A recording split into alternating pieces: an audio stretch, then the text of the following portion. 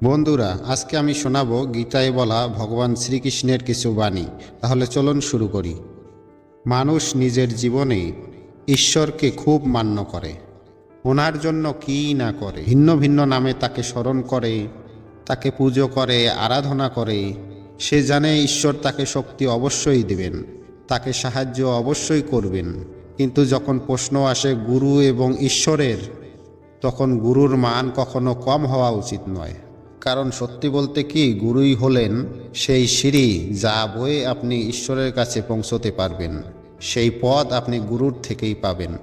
গুরু না থাকলে আপনি কখনো ঈশ্বর লাভ করতে পারবেন না। তাই জীবনে অনেক সময় লক্ষ্যের থেকে অনেক গুরুত্বপূর্ণ হলো এই পথ। তাই এই পথের সম্মান করতে শিখুন, অর্থাৎ গুরুকে সম্মান করতে শিখুন। কারণ গুরুই হলেন পরমেশ্বর। আপনার জীবনে আপনার প্রকৃত বন্ধু আসলে কে? আপনার সব থেকে শ্রেষ্ঠ মিত্র আসলে কে? তিনি যিনি সময় এলে পরে আপনাকে সাহায্য করেন, নাকি তিনি যিনি সময় এলে পরে আপনাকে অর্থ দেন? দেখুন, আমরা হলাম মানুষ, জীবনে লেনদেন চলতেই থাকে। এটা আমাদের জীবনে অভিন্ন অংশ। কিন্তু অনেক সময় এমন হয়, তাকেই নিজের প্রকৃত বন্ধু বলে মনে করি, যে আমাদেরকে বহুমূল্য উপহার দেন। ঠিক কি না?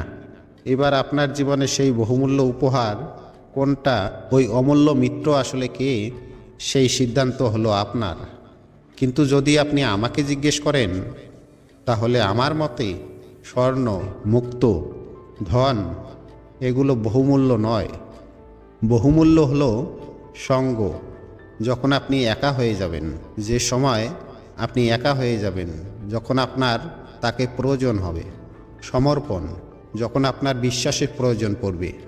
যে মানুষ আপনার প্রতি এই 3 গুণ প্রদর্শন করেন, যিনি আপনার এই কঠিন সময়ে আপনার সঙ্গ দেবেন, আপনার প্রয়োজন পড়বে আপনাকে সময় দেবে, আপনার প্রতি সম্পূর্ণ সমর্পিত থাকবে, সেই হলো আপনার আসল মিত্র। সেই হলো আপনার প্রকৃত বন্ধু। কারণ সত্যি বললে, বন্ধুত্বর অর্থই হলো কারোর কাছে সম্পূর্ণরূপে সমর্পণ করা। তাই আপনার সেই বন্ধুর জন্য নিজের প্রাণ উজাড় করে দিন, আর ভালোবেসে বলুন, রাধা রাধা। মানুষ জীবনে 3টি কাজ অবশ্যই করে থাকেন: কিছু দান করে, কিছু গ্রহণ করে, আর কিছু ত্যাগ করে দেয়। এটাও ভাবতে থাকে যে এটা করলে কিভাবে করবে।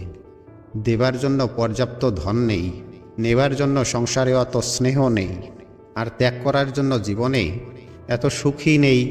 তাহলে সে কিভাবে করবে? আসলে আমরা বস্তুগত চাহিদা পূরণে এত ব্যস্ত হয়ে পড়ি যে কি নেবার আছে, কি দেবার আছে, আর কি ত্যাগ করার আছে।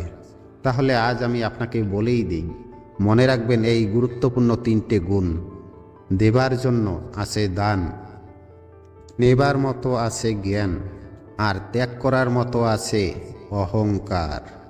যখন আপনি দান করতে শিখে যাবেন, জ্ঞান অর্জন করার শক্তি আপনা থেকেই আপনার কাছে চলে আসবে।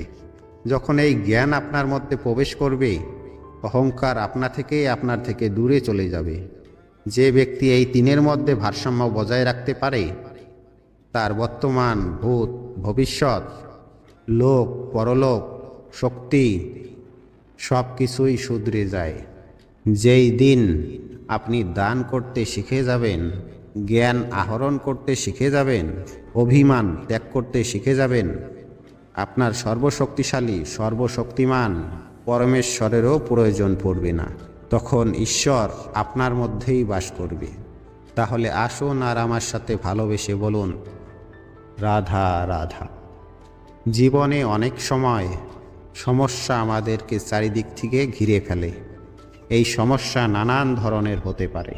আর্থিক সমস্যা হতে পারে, পারিবারিক সমস্যা হতে পারে, কোনো সম্পর্ক নিয়ে সমস্যা হতে পারে, কখনো কোনো দৈনিক সমস্যা হতে পারে, কখনো কোনো দ্বন্দ্ব হতে পারে, অনেক সমস্যা হতে পারে।